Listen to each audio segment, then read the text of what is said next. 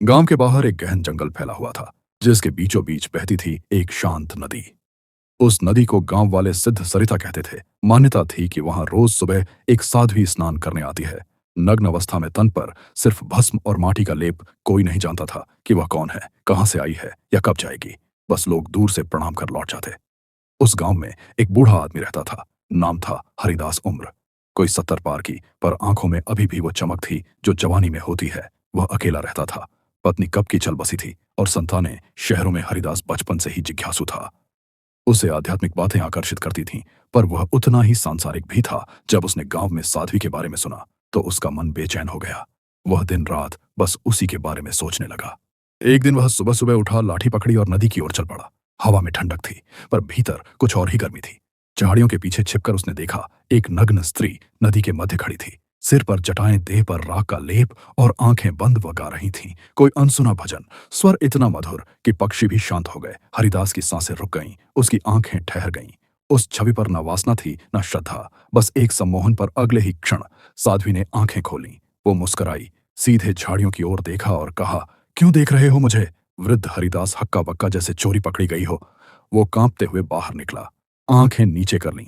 माफ करना देवी, मैं बस देखने आया था। उसकी आवाज में कोई क्रोध नहीं था, पर न कोई कोमलता भी। तुमने जो देखा वो देह नहीं थी, वो बस भस्म है जो मिटने वाला है। तुमने तो अपने भीतर की वासना देखी है ना? हरिदास की आंखें नम हो गईं, कुछ बोल ना पाया। तुमने जो देख लिया अब वो तुम्हारा पीछा नहीं छोड़ेगा, साध्वी ने कहा और वापस नदी में डूब गई। जब बाहर निकली तो शरीर पूरी तरह से जल से भीगा हुआ था, पर उसमें अब कोई स्त्रीत्व नहीं था, बस एक रहस्यमयी तेज। हरिदास लौट तो आया, पर कुछ बदल चुका था। उसकी आंखें अक्सर शून्य में टिक जातीं। होंठ कुछ बड़बड़ाते गांव वालों ने सोचना शुरू कर दिया कि शायद उसका मानसिक संतुलन बिगड़ गया है। रातों को वह चौंक कर उठ बैठता, कभी आंखों में भय होता, कभी कोई मुस्कान। कभी वह साध्वी को देखता, कभी अपने भीतर किसी और को। एक दिन गांव के पुजारी ने उससे पूछा, क्या देखा तुमने जो तुम्हें शांति नहीं दे रहा? हरिदास ने धीमे से कहा, मैंने देखा सिर्फ एक साध्वी को नहीं, मैंने देखा अपने भीतर की असलियत। और अब वो छवि मिटती नहीं। दिन में भी वो आंखें मेरे सामने होती हैं, जैसे मेरी आत्मा को पढ़ रही हों। पुजारी ने लंबी सांस ली और कहा, कुछ छवियां बाहर से नहीं आती, वो हमारे भीतर होती हैं। बस कोई उन्हें जगा देता है।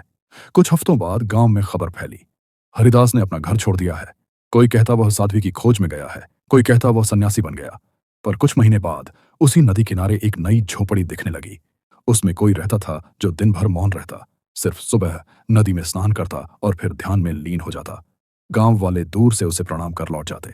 वो व्यक्ति कौन था, किसी ने नहीं पूछा, पर एक बूढ़े आदमी की आंखों में जो जिज्ञासा थी वह अब किसी और में नहीं थी। अगर ये कहानी आपके दिल को छू गई तो इसे लाइक जरूर करें। ऐसी ही और भी रहस्यमयी कहानियों के लिए हमारे चैनल को सब्सक्राइब करें, घंटी का निशान दबाएं।